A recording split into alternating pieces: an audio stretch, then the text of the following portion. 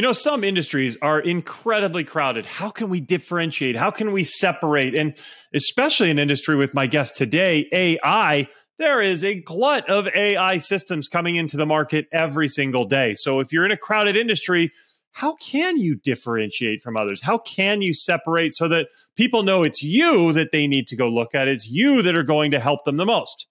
Well, that's why I had Amarpreet Kalkat on my show. He's the CEO and founder of Humantic AI, and they're doing some incredible things, especially if you're selling. You won't believe what this product can do. Right away, he gives exactly what it does, and I think you're really going to like it. It's something I haven't heard before that I want to check out myself. But more than that, he talks about how they've differentiated, how they've kind of separated themselves from their competition, and they've achieved some really good success from it. So if you're wanting to beat the competition, check this one out. Welcome to Scale Your SaaS, the podcast that gives you proven techniques and formulas for boosting your revenue and achieving your dream exit. Brought to you by a guy who's done just that multiple times. Here's your host, Matt Wolach.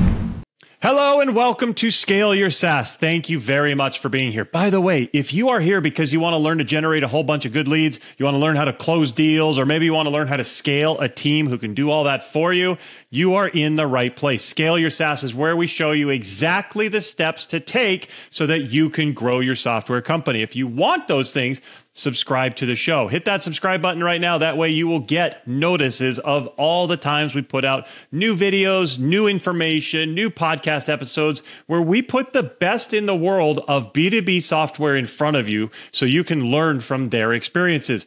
And one of those best is with me today. I've got Amarpreet Kalkat with me. Amarpreet, how you doing? Doing very good, Matt. Thanks for having me on the podcast today. Absolutely. Thank you very much for being here. Let me make sure everybody knows who you are. So Amarpreet, he's the founder and CEO at Humantic AI. And basically this guy, he's an AI buff. Amarpreet, he absolutely knows how to, make things happen using AI, and he's built an amazing product. He leads a team of very talented people doing this thing. He's also a Kyokushin black belt and a big fan of limit pushers. Did I say that right, Kyokushin? Kyokushin karate. It's a karate where it's like kickboxing essentially, but yes, it's a martial art here. Kyokushin. Okay. That makes me a little scared of you now. You might be like the Karate Kid and going, okay, I'm gonna be careful. But that's very, very awesome. Takes a lot of dedication to achieve that level. I'm absolutely sure. By the way, if you're wondering what Humantic AI does, this thing ensures that revenue teams have a buyer insights available at every stage of the sales funnel through multiple connected products. Lots of really cool stuff they're doing. I can't wait to learn more about it. Amarpreet, thanks for being on the show. Absolutely. Thank you, Matt. Looking forward. Likewise. So tell me, what have you been up to lately and what do you have going on? Well, in a very broad sense, AI, you mentioned about me and being an AI buff. I'll start with an interesting piece. I have been doing AI actively for 10 years. This is my second AI startup. I started way earlier than most people. 2014 is when I started my AI journey actively. Passively actually goes a bit longer than that. A lot of people don't know AIs have had 3-4 waves, when it's been big. Never this big though. So right now, this is, like I said, my second AI startup. We call Humantic AI. We make sure that when sellers walk into any meeting, any interaction, they truly, deeply, meaningfully know their buyers, and now they can sell in a what we call a buyer-first manner, right? Where they start putting their buyers first because they understand what matters to them. It's been good fun. It's been a good ride the last couple of years. That's so cool. And I totally agree. I'm a very big proponent of buyer first. We'll be right back. Hey, it's Matt. If you're anything like me, you check your website analytics and you see people coming to your site, but you have no idea who they are or what they're doing. Plus, why aren't they converting into leads? That's why I now use Leadfeeder. This thing is slick. Leadfeeder is a tool that shows me which companies are coming to my site, plus which pages they visited and in which order. So I can see their interest level just by what they're doing. You can use it too. You can track your site visitors' behavior and integrate the data from Leadfeeder with your CRM that helps make your lead generation efforts more targeted. The result, website traffic converts to sales. Click the link in the description and go to leadfeeder.com for a free demo and get a free extended premium trial when you let the rep know that you heard Leadfeeder through the Scale Your SaaS podcast. Finally know who's visiting your site with Leadfeeder. Do it.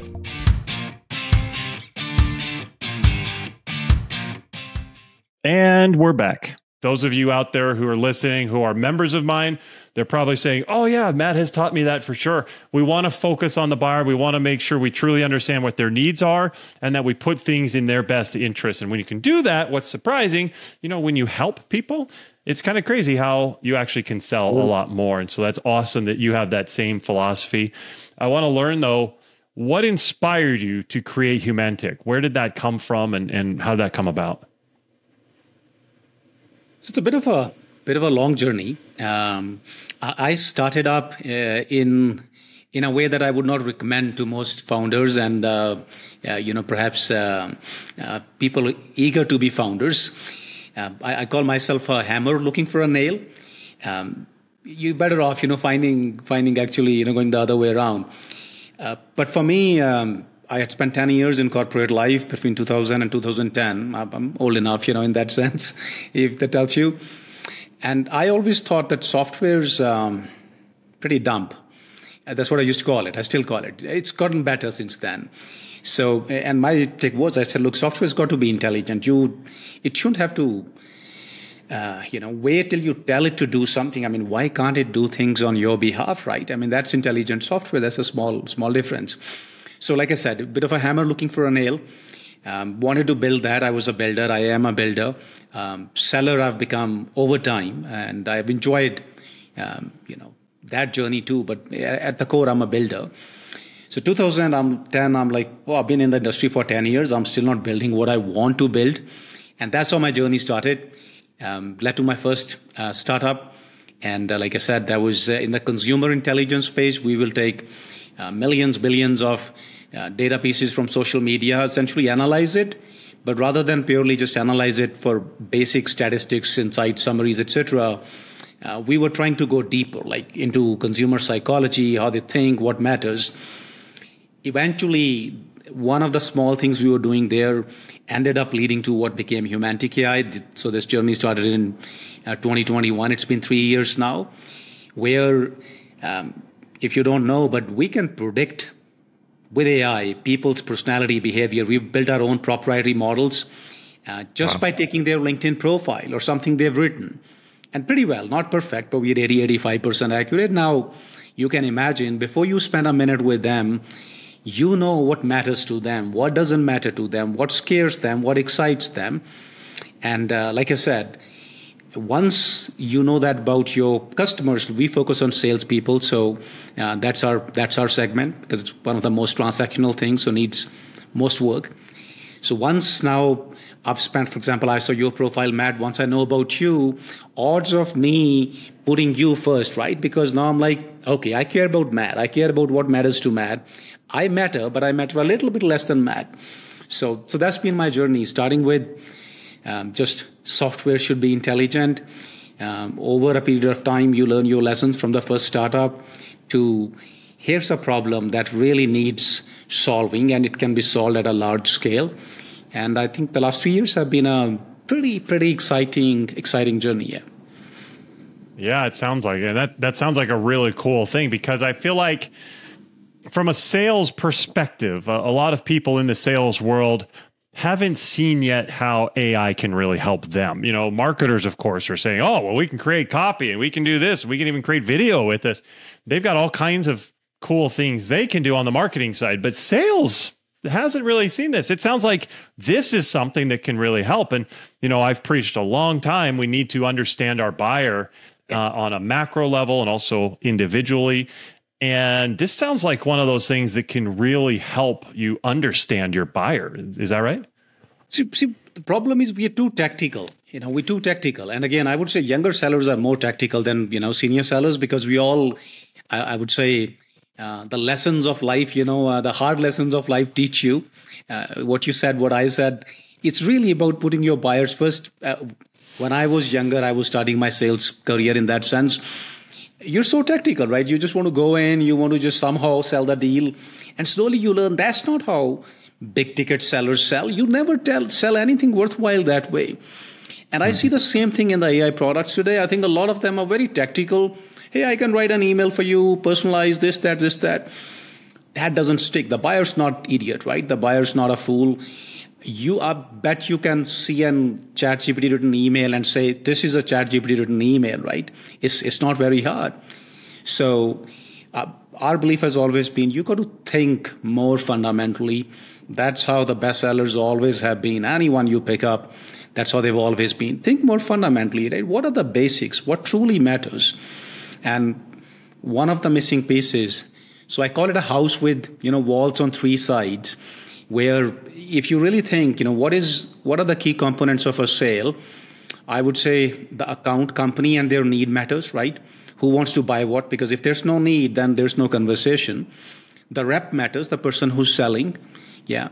Then how the deal's progressing matters. So we call that deal intelligence, rep intelligence, account intelligence.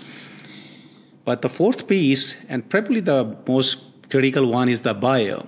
So I often ask sales leaders this question. I'm like, what do you know about your buyer? And they say, LinkedIn. I said, that's it. I mean, that's all you know? Like, don't you want to know more? And then it hit you like, oh, is it possible? I said, of course, the AI's made it possible now, So it's an exciting, like I said, it's an exciting conversation.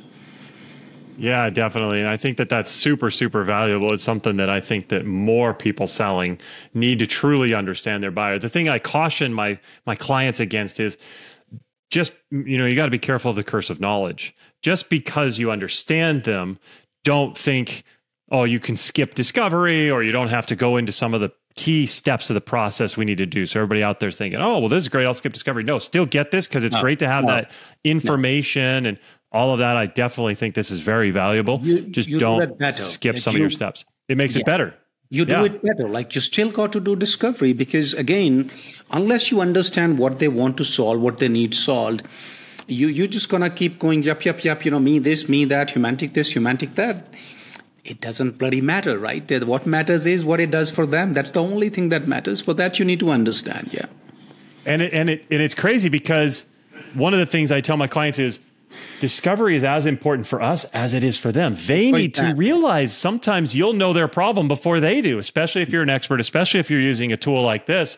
You'll know their problem sometimes before they do, but you need them to go through the process so that they can almost discover it themselves with you. And then, by the way, if you do that, they will love you as a prospect. They'll think you're the best thing because you consulted them, you helped them and advised them through their problems.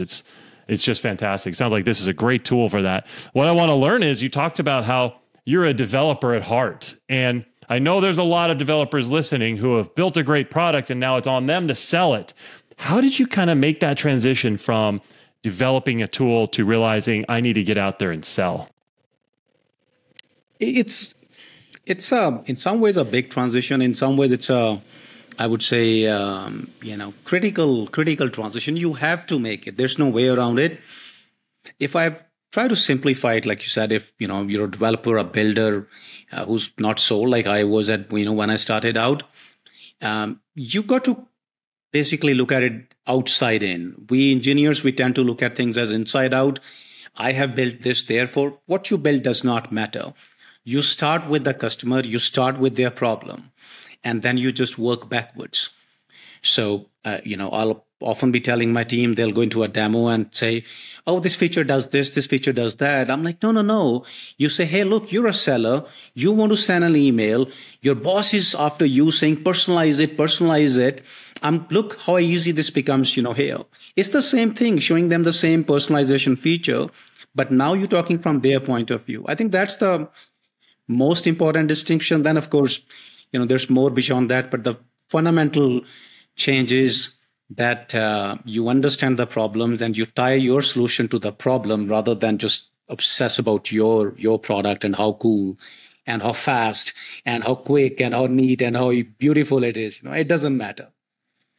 It's so true. I love how you're saying this. You're speaking to my heart right now, Amarpreet, because it doesn't matter. The buyer doesn't care about you and they don't care about your product. They only care about the results they can get from it. What is the outcome? And so I constantly preach, do not sell your product, sell the outcome. What's going to happen through using your product? And that's really what's critical. And I think it's something that a lot of people sometimes forget.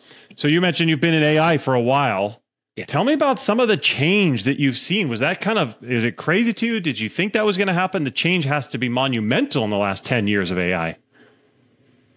But there's been multiple milestones. So, Matt, if we speak about that, I mean, for those keen to know a little bit of the history, very quickly, back in 60s, maybe late 60s, 70s, AI was a big thing. People don't know. Like people felt AI was like here. Didn't happen. I think 80s were more quiet on the AI front. There was a lot of computer stuff happening. Macintosh, Windows, etc., GUI.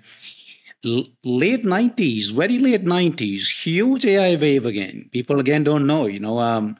So, and then smaller ones. Then I would say the really big change, as those who know AI, came around, technically speaking, also around 2013. So what is called essentially the work around computer vision, ability to understand images. That was huge at that point of time. I think 2013 to 2015, 16, a lot of improvement. In fact, a lot of people back then, again, AI got pretty big. A lot of people got into AI. But we all knew it was coming, like there were big things happening. I don't think anyone really knew it was going to be on the LLM's generative AI front. That actually started happening around 2019-20. OpenAI's first models came out around 2019-20. Most people, again, don't know. But then it went mainstream, late 2022. So there's been 4 or 5 comings of AI. 2013 was a big milestone. 2016, 17, another big one. And then, of course, nothing like 2022. Yeah, it's been crazy lately. That's for sure. What do you think? I mean, you sell an AI tool, and there's all kinds of AI tools now flooding the market. Do you see this as, we've got to find a way to separate and differentiate Absolutely. from all the other noise out there? But also, you also have that 2-letter nice little deal there, AI, that people are also attracted to. So it's kind of a double-edged sword, isn't it? I call it a dusty tailwind. It's a strong, dusty tailwind is what it is. It's very dusty because everyone and their nanny and their friend and their brothers got an AI startup right now. You put something around, Chat GPT, and you got a product. It was like this during the e-com days, website building, etc. Again, those who've been around. So not the first time. But it's also a huge tailwind. Everyone, I'll tell you, you'll be surprised. We recently sold a product to a Midwestern company that builds welding tables, Midwest. So they came through one of our partners, partnership, with a fantastic sales training company called Sandler. You probably heard of them. So that's how they heard about us. And they said, we love this. And when I told our Sandler, partners, they were like, they are relatively new to technology. So that's the tailwind that everyone's keen and excited from the biggest companies. I just got off a call 30 minutes ago, I would say, with a Fortune 500 to this company making welding tables. It's a family business, somewhere in Midwest, somewhere in Ohio, I think they are. So yeah, standing out is very, very critical. I think we are lucky. Like we're the number 2 product, sales AI product. If you go to G2, Salesforce, and then it is us, right? We're very lucky that we are able to generally stand out. Partly, I think it's the focus on fundamentals. We don't say that we are a tactical product. We say, look, if you want a fundamental change in how you sell and how your sellers evolve, then you come to us. But it's a great time because everyone is excited about AI, and I think everyone will get to ride the wave to some degree. But those who really have substance, they will eventually sail through, to bigger ports and bigger horizons. Very cool. And I want to counter something that you said. You said you're very lucky. I would say there is some luck to it, but my guess is you've done a lot of the right things to make sure that you are one of the most popular systems out there. So tell me, what were some of those good moves that you have made that have really kind of accelerated your company, especially growth-wise? So we've our product introduction video is a rap video. It's one of the best rap videos you'll ever hear. No shit. That's amazing. Yeah. Right on your website? I think website should have it. Our YouTube channel definitely has it. Okay, cool. We'll check that out. That's awesome. Right now, we are actually launching, we're producing a music album about buying and selling. We've launched 2 songs. So they're AI generated, by the way, so lyrics by us, but, AI generated. AI does a lot of stuff. My point, That's what cool. am I saying really? My point is you can't do the usual, right? So if you have to stand out, you will have to do unusual. But a lot of people end up thinking that it's about the gimmicks. It's not about the gimmicks. It is about standing out. It is about doing fun stuff. B2B is so boring, right? So boring. Like why do you have to do the same stupid white papers and case studies, right? Why can't you do something more fun? But the way I see it is, I think your product is your foundation. That's the way I've always thought about it. Product is the foundation, right? What you build. And your GTM is the building on top of it. So you could build the best product and it will go nowhere. It'll be a zero-sized building. But can you build a skyscraper on top of a weak, shitty foundation? No, you can't do that. So substance has to be there, but then you got to take it to people in a manner that catches their eye. Now that you've got their eye, when they try your product, they should say, holy shit, this is good. So otherwise they'll say, yeah, blah, these guys are just, funky fellows, just pulling some gimmicks. So combine those two, and I think you've got a, shot on your hand. You still have to get a little lucky, but at least you put yourself in a position of getting lucky. Yeah, I totally agree. I've seen great products fail because they just don't have the right marketing, the right sales behind it. And they didn't differentiate. Like you said, differentiation, separation is great.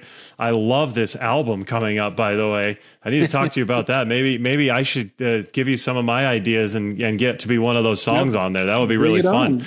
That sounds like a great idea. Yeah, I think differentiation and separation are so critical. I love that you have that rap video, that it's really popular. I'm sure that that's something that makes people say, wow, these people are more than just some coders that made a software. They're people that have feelings and seem really cool, and I want to align with them. Our demos, our training sessions, that's the first thing we play. And the part that I enjoy the most, Matt, is the smile it puts on people's faces. Right? I mean, yes. Just the smile. Of course, we know it also ties them a little bit more strongly to our product because they, you've put some warm feelings, around them, and they'll think about you more warmly. But just the sheer smile that I say, I'm like, okay, this is good. We put a little bit of a good moment into someone's day. You never know. Selling is a hard business. It's so hard. So I just cherish that ability to put a smile on people's faces. That's really cool. Yeah, so true. I love it. So awesome. This has been great stuff, Amarpreet. We need to wrap. We're running low on time. But what advice would you have for other software founders who are kind of starting out and want to figure out how they can take advantage of AI or how they can differentiate from their competition?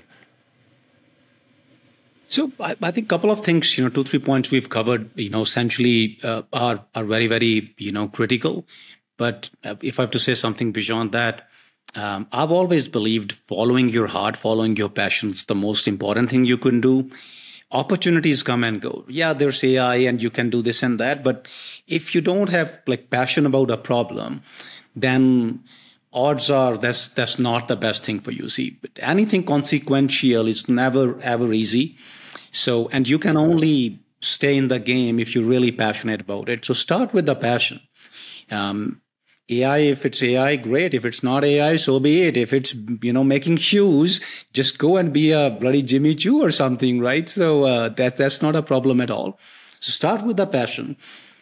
Build something really, really valuable, even if it's, as all smart people say, for very small audience, that's not a problem. And the piece I would add is differentiate strongly. GTM is critical today. There's abundance and overabundance of information and everything that's coming at us as customers, consumers, as people. So pay extra attention. Work with someone like Matt, for example, who knows how to make GTM happen. He's probably done it dozens of times. Great advice, and especially the last part about come to me if you want help. So thank you for the plug, Amarpreet. No, really fantastic advice. I really think that somebody should just bottle that up and follow it because it's really good. Obviously, somebody like yourself who has that experience and has become successful, it can really, really help motivate someone to do the same. So tell us, how can our audience learn more about you and Humantic AI? If you go to humantic.ai, that is us. Humantic is human, TIC, that's us. Amarpreet Kalkat. Till a month or so ago, I used to say I'm the only Amarpreet Kalkat. Now I saw someone in New Zealand called Amarpreet Kalkat. But you'll still, if you search for Amarpreet Kalkat, you'll probably find me. I think that person's probably too young, too new.